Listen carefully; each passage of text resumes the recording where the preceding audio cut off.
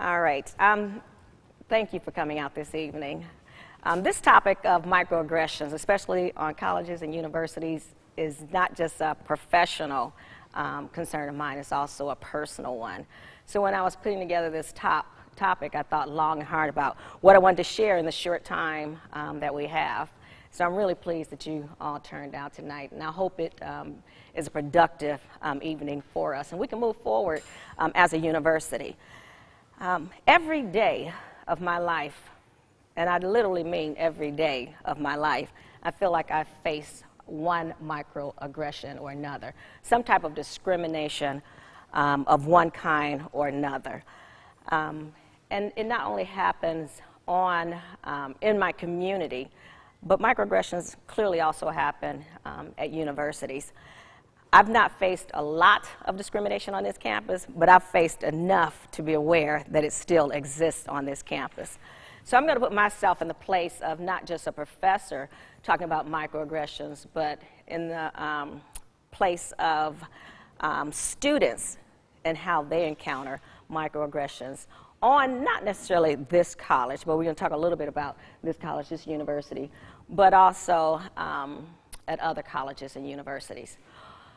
I'm not sure if you're aware of this, but one of the biggest concerns that I have is that as we get our education, get all this book knowledge, what's up here, this cognitive information and this academic information, I'm often disappointed that we don't focus on the heart.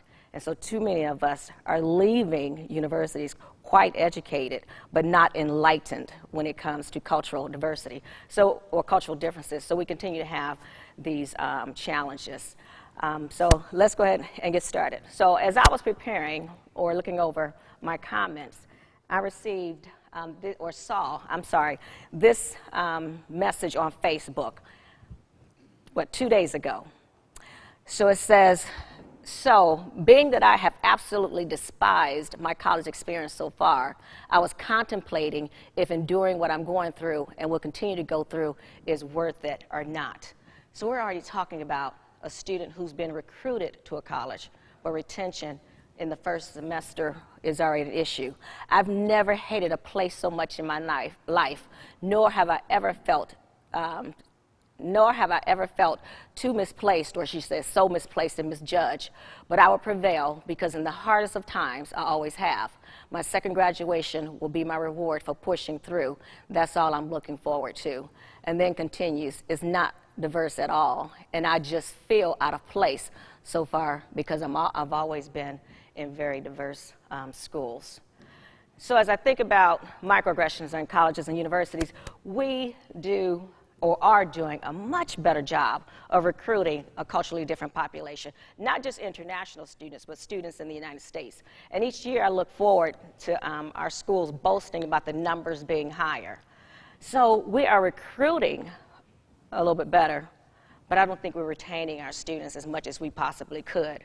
What good is it to bring students here, so to speak, if they're not going to be successful? So I want you to imagine being a student, and all you want to do, so to speak, is learn. You want to fit in. You want to feel appreciated. But because of the color of your skin, and we're going to mainly talk about racial microaggressions, or your culture, you're not allowed to fit in. You're reminded almost on a daily basis in some way, shape, or form that you're an outsider. You know that's got to be hard to contend with. So this student comes to mind. I think about also the cultural clashes, meaning we bring our students here, students who've never been around, for the most part, people from a different culture, and then they have these clashes. I read a study yesterday on race and friendships, and it said that students were asked to identify the race of their 7 closest friends, the race of their 7 closest friends. 75% of whites in that sample did not have a non-white as one of their 7 closest friends. I taught a workshop this summer with future teachers not on this campus, and I was surprised that in 2014 we still had students who said they never even been in a room with a black person or a Hispanic person. In particular, they focused on Black and Hispanic. And these are going to be future teachers. What are classrooms going to look like and be like for those students who are culturally different, especially if the teachers are uncomfortable around people who come from a background that's different from their own. So what we're having is cultural clashes in which we are not preparing our future leaders, meaning our college students, to be able to not just survive, but thrive in this ever-changing society. If you just look at our public schools, right now, especially our public schools, they're almost 50% non-white. What are our colleges and universities doing to prepare our future educators, not just teachers, but future leaders, to work in this very diverse society? And then I keep thinking about this notion of we're a nation of what? Immigrants. And are we being responsive to the immigrants when they come, or to the students who are already here? Students like myself, or people like myself who are African Americans. So I want us all to take more responsibility to get whatever training is available to us and to seek it out to become more culturally competent, more culturally responsive. So learning while being culturally different. I'm going to not focus as much on the recruitment piece. Again, I think we're doing a little bit better job. I want to focus on the retention piece. So many of you, perhaps all of you, some of you have heard about hidden doors. And so I took quite a few of these comments off of hidden doors. And I want you to just, listen carefully, close your eyes, do whatever you need to do. Try to put yourself in the place of someone who comes from a background that's usually not represented in colleges and universities. So that screen is a little bit hard to read, so I'm going to step back here for a moment and look at my screen. So one says, or this one over here, but one says, my acceptance into Vandy is not synonymous with affirmative action. On every campus or university I've ever worked, and that's been 4, many students, especially Black and Hispanic students, are made to feel like they're second-class citizens, that they did not earn the right to be at a university, no less an elite university. So when students come to my office, and I try to do a lot on this campus to retain our non-white students. When they come to my office, I think that's the -- concern that they express, is this proving that they're not an affirmative action candidate, or if they are, they still will be successful. So it says, just because I'm Black doesn't mean I'm on an athletic scholarship. But I'm not. I'm an Ingram scholar. You're on scholarship because you're a minority and poor, right? And the student responds, wrong. I'm not here because I'm Black. I'm here because I'm smart. Admit it because I'm brilliant, not because I am here to fulfill a quota. We're going to talk about it a little bit more, but that's definitely a microaggression, all right? I don't have a tiger mom or parents. They're actually really chill. I can't help you with your math homework. I'm an English major. What does this other one say? Can you read it? You can stop raising your hand in class. We all know you know the answer. And this professor says, and I'm not going to bother calling on you because you're always giving the answer. Hidden doors. Stating my opinion does not make me an angry Black woman. Now this one I resonate with personally because I am an angry Black woman. I am angry, and it's justifiable. I'm angry that racism exists. I'm angry that it especially exists in a college or university environment where we're supposed to be so educated, so enlightened. So I am angry. No, I can't tell you how ghetto people act. No, you cannot touch my hair. I am not my hair. I love my hair, and the way it is, that's my choice. You don't act like a Black girl. What does that mean? These are students saying this to students, and some of it professors saying these to students. Bless you. So what part of Africa are you from? I'm from Memphis, Tennessee. What's it like being an international student? I'm from Brooklyn. Just because I'm dark-skinned doesn't mean I'm an African. You don't look Japanese. So where are you from? I'm from China. Oh my God, I really love what? Sushi. No, I didn't ride in on a lion when I lived in Nigeria. I've never ridden a lion, ever. And I would never advise anyone to do it. You're so pretty for a dark girl. We can go on and on and on. All right, I'm not attracted to black girls the same way I'm attracted to animals. One of our students here purportedly said that. I'm not attracted to black girls like I'm not attracted to animals. Having a Confederate memorial house on campus is not something to joke about. Finally, the VU PD crime alert does not describe me.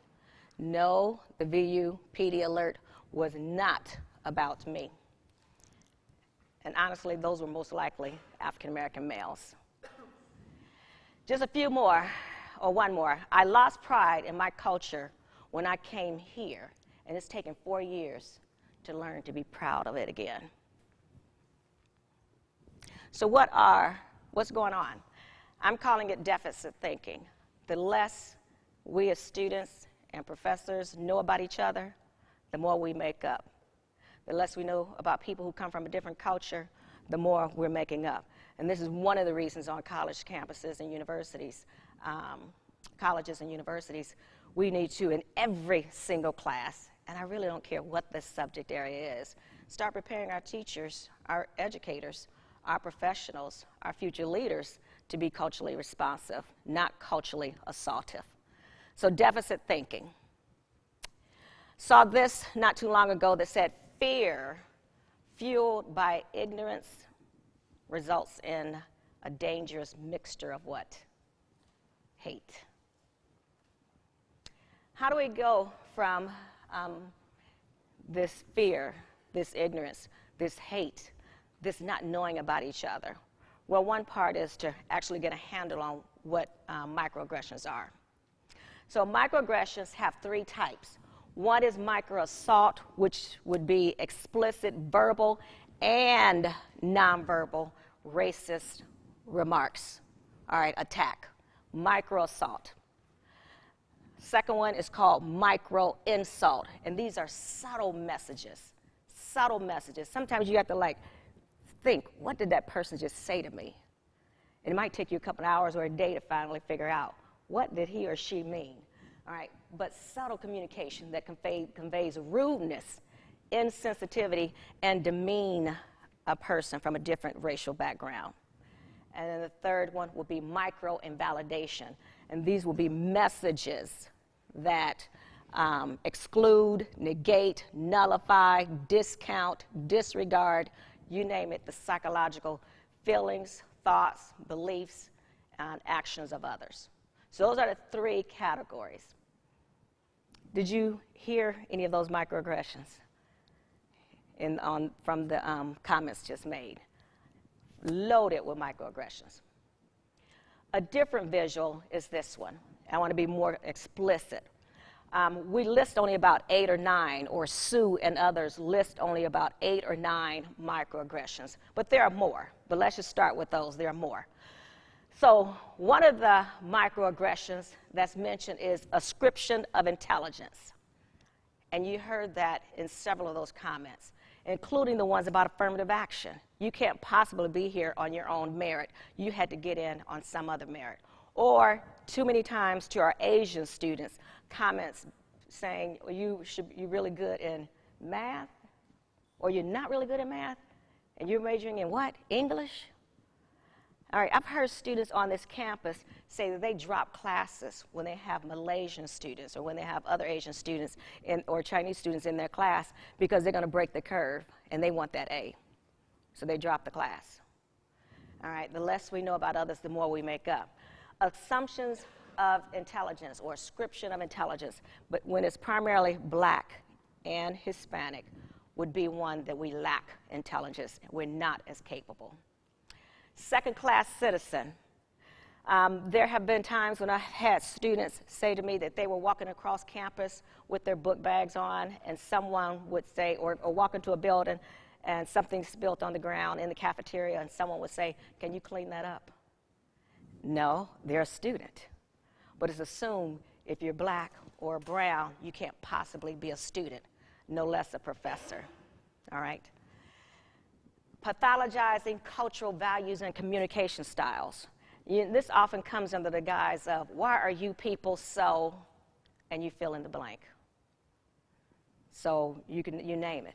So loud, so shy, so talkative, you fill in the blank. And this is where we're especially having those cultural clashes. Ascription or assumption of criminal status. When an African-American male comes to my office to visit me, it's usually because they're upset about somebody saying that they were a thief. So you saw the two remarks from VU PD, or people running out the elevator because they just entered the elevator, or females snatching, grabbing their purse because they think an African-American male is going to do it. Now, social media does not help, right? So if you are not really around, African-American males or African-Americans, students we're talking about, and the media puts all these images in your head, I can see why you'd be afraid. So that means what? The less we know, the more we make up. We got to revert that or change that to the more we know, the less we make up. Just a few more. Alien in one's own land.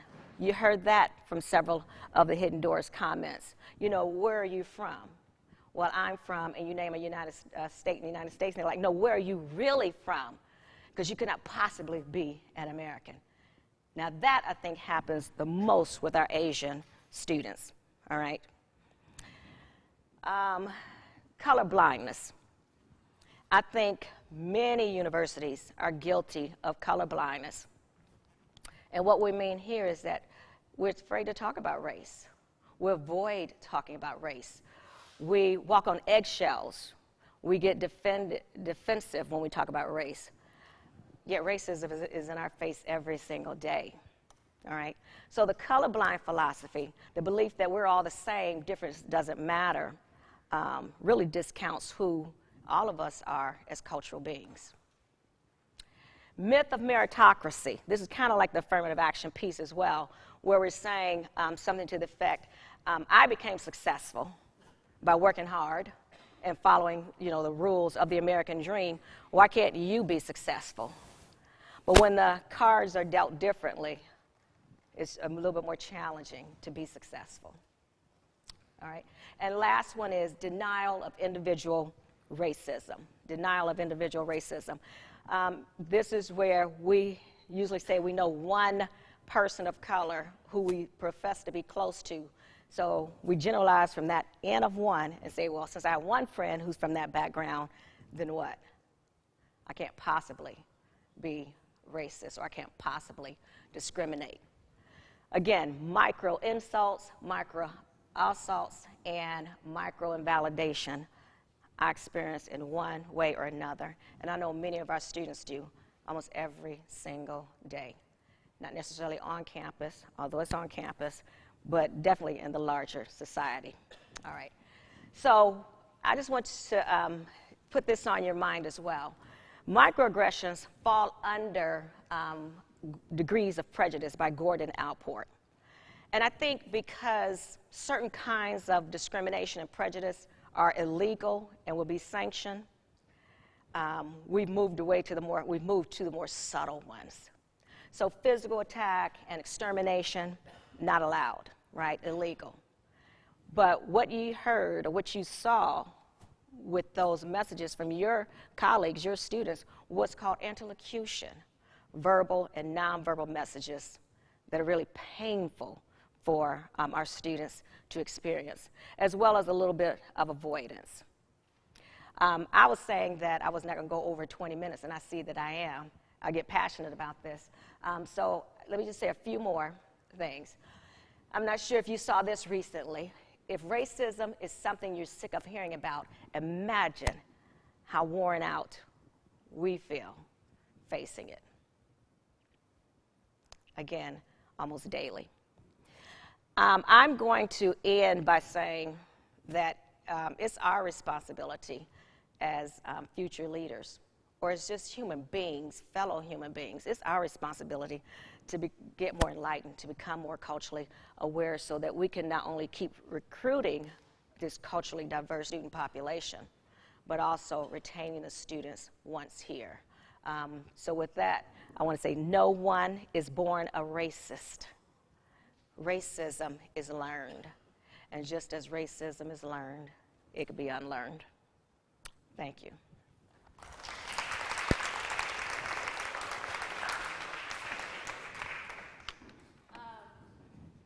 I really had a hard time timing that one because I feel like all of us could sit and listen to that for the rest of the 40 minutes. But I think that, one of the great things about Common Ground is that you all are here together from different disciplines, and you have a chance now to discuss this from all the different perspectives that you bring into this room. And you have a chance to interact with this world-class expert. And we really did a disservice to Dr. Ford by, I guess, in our jitteriness, forgetting to introduce her. But she certainly is a world-class expert in the academic achievement of diverse populations with a PhD from Cleveland State University in urban education.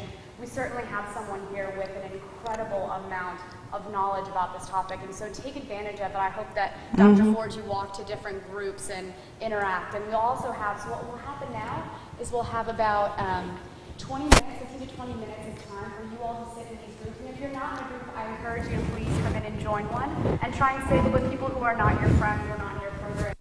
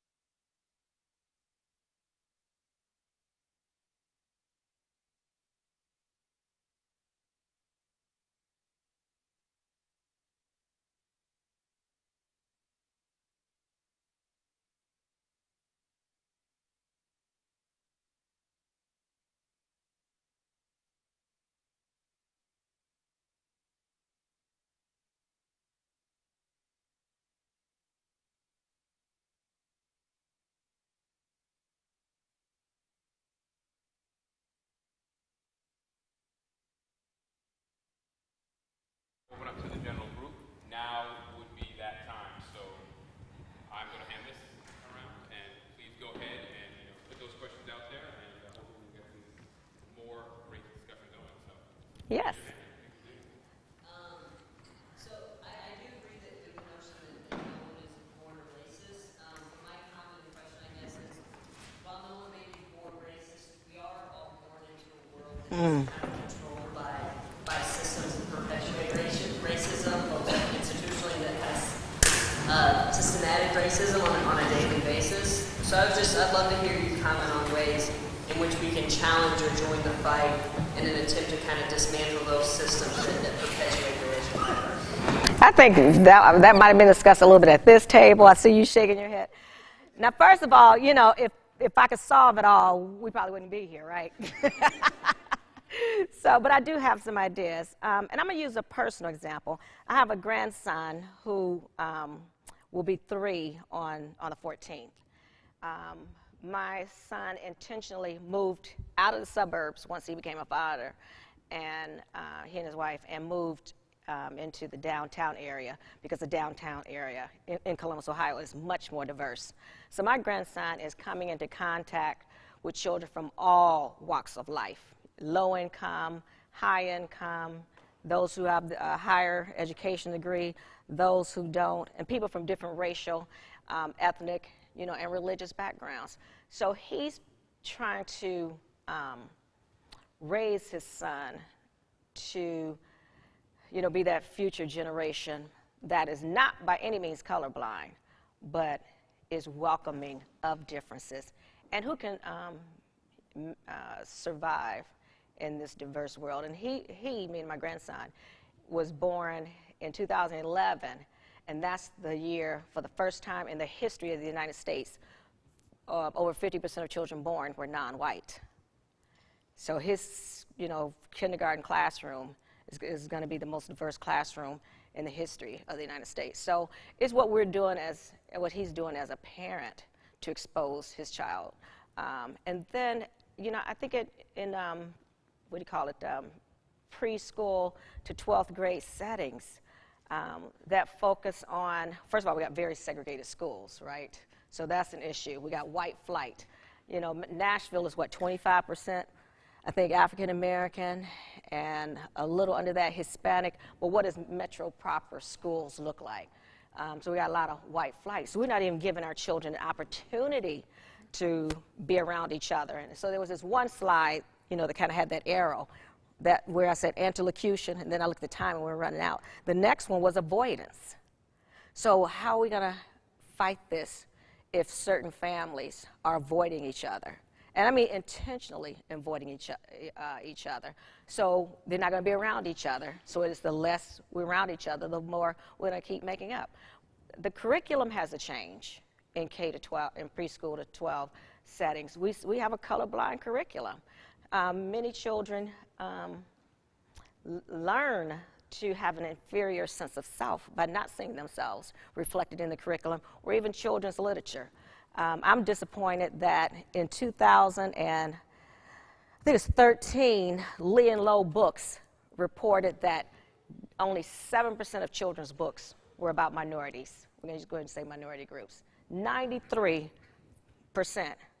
of books are about white children. So when are our children going to see themselves reflected, in the curriculum or in the literature? I think teacher education has got a lot of work to do in terms of making cultural diversity classes required and taught by people who really know culture. Otherwise, a lot of stereotypes can be reinforced or promoted. And I know it's not always possible because professors may not have this training, but like I'm saying with you guys, you got to get the training to make yourself more culturally competent. So we should be having conversations in every class as well. And so those last two in particular at the university setting prepares our teachers to go out into those diverse classrooms and, be able to work within a system, that is full of a lot of isms. But when you close your door, that's your room. And that can be the safest place in that school building That could be the safest place in that school building. And I think we could still, as individuals, suppress some of the social ills. So those are some things that like immediately come to mind impromptu. Yeah. But and again, I got to say this one more time. I don't think every professor at university, regardless of their disciplines, have the experience to really teach high quality multicultural content. But to be effective, why wouldn't we advocate for ourselves and go get it? There are lots of resources out there. There's conferences. Don't believe everything you read, but there's articles. There are phenomenal now web pages and some Facebook pages that really put out good information. And so we got to advocate for ourselves. We got to advocate for ourselves as people, right, and as professionals.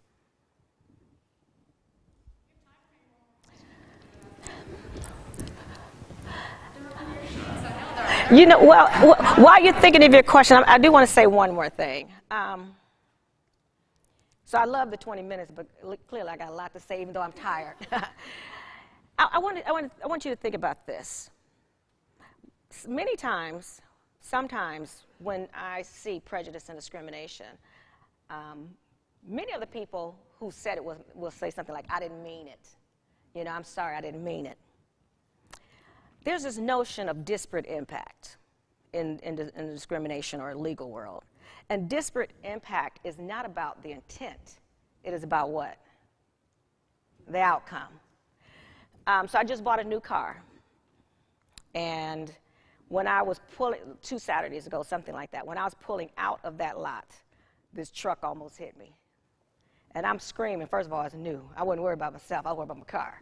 But I know it's devalued once I take it off the lot already, but dang. So I'm like, no. So I'm like really upset.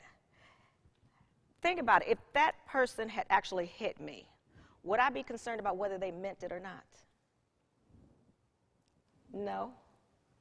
Did you mean to hit my car? You just hit my car, and the damage is there. Did you not mean to hit my car? But you did, and the damage is there. So we've got to have more discussions about, you know, that intent does not always matter. I'm not saying how much of, you know, discrimination or racial prejudice is deliberate. Some of it is. But I'm just as concerned about the ones that's not deliberate, where we keep having these slip-ups and these microaggressions and saying these things to students, and then when they bring to your attention, they didn't mean it. All right, or when you bring to their attention, they say they didn't mean it, or get defensive about it, or now I'm angry. Yeah, I really am. And I'd have been angry whether he meant to hit my car or not. I'm angry whether someone intends to discriminate against me or not. And equally angry based on gender, you guys. I face sexism as well. All right, yes. I have shared this before in other spaces, not lectures, but specifically. I really resonated with you, and I think I'm angry too most of the time. But I was thinking back about like 6 years ago when I first came to the US, and I'm from Thailand, and I have thought a lot about like privilege and like can participate in that context. But when I first came here, I was ready to learn, but I also did not know a lot of things. And I think I can give you examples of I think how I have unintentionally hurt people. Because I didn't know, I really did not intend it. And I think it's really through my 4 years in college that my friends basically can see me as, oh, okay, she doesn't know. So got it. They tell, like, I learned through that, but also during that time, I can also see how other people have made the same mistake, but they got jumped at by I can see myself there, and I'm just wondering whether we can find like other ways for us to create that space. So thinking about like events like this, it takes a lot if you don't know anything about this already to walk into this space. So how can we create that space and really communicate with people Well, see, I think you said it. It's about, we can read, we can go to conferences, we can have discussions in class, and it can all be cognitive or academic. But when we immerse ourselves and interact with more and immerse ourselves in the other cultures, then that's when the learning really takes place. And that's when you become more aware of what you're doing or not doing. There's a model of cultural competence by Craig Stortee, and he says there are at least 4 different levels of cultural competence. And one of them is being conscious of culture, but not having those knowledge, skills, and dispositions with that group you're working with. So you kind of like frustrated and antsy, walking on eggshells, can I say that? Should I ask her if she wants to be called African American? Should I ask her if she wants to be called Asian? And no, not Oriental, right? Asian, and which Asian group? So it's in your consciousness. And I'd like us to just get there where we're working on it. The highest level, he talks about where you're unconscious of cultural, you don't even have to think about it. You don't even have to think about it. It just comes to you naturally. Now, we're not going to do things like, okay, you're black, so this is how I'm supposed to act like a robot, and you're from this culture, and you're from this culture, and you're from that culture. But there are just some basic things about culture that, etiquette. And so that you aren't always, I didn't mean it, or hurting someone's feelings, or, even with these micro or macro aggressions. So that's where, even though I rushed through it, the less we know about others, the more we make up. The more we know about others, the less we make up. And this can take place in our, in our classes as well. Attending social events. How many do go over to, say, the Black Cultural Center or the Jewish Center or that center and, go to their programs? Or is it just like, no, we just got blacks and only blacks can go to the Black Cultural Center? No, that cultural center is for everyone. All of us should be welcome in all of those cultural centers. Do we have any, fraternities and sororities that are integrated? All right. Do we have any organizations that are more integrated? This is how, we can continue to build this environment where, even though we can't control everything out there, right? But here, build this environment on this campus where all these differences, and I use the word differences more than say diversity, all these differences are valued, and we can decrease, these cultural clashes. Yeah, but we got to talk about it. I mean, we have to have these conversations, and people call it courageous conversations. I'm not calling it conversations. I'm just saying let's talk. It doesn't take courage, so to speak. Let's just talk.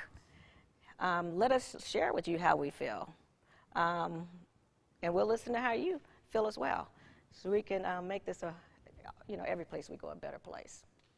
And believe me, it's going to help when we graduate, when you graduate from this university, that you really will be more prepared for wherever you decide, take that position, that job. You won't experience cultural shock or cultural clashes as much, all right?